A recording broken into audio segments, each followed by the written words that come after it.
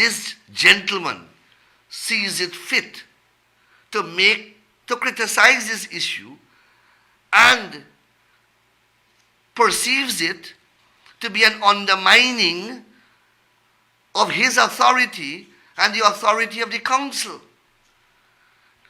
These are not sensible statements. They can't come from an intelligent mind.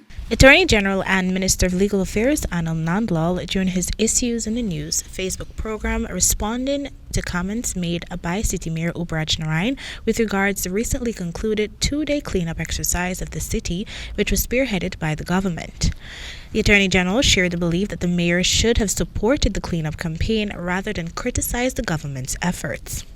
The massive cleanup exercise was undertaken by the government with assistance from the private sector and members of the joint service last weekend.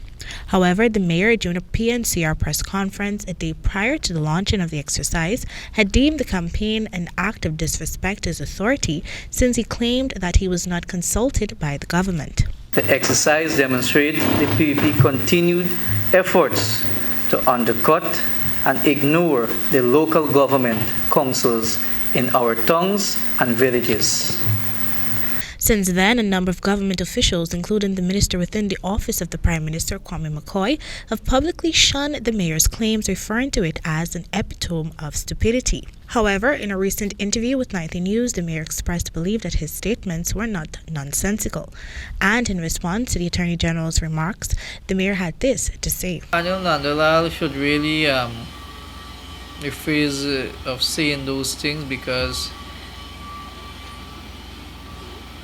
all of them is a pack of cabal who wanted to undermine this council.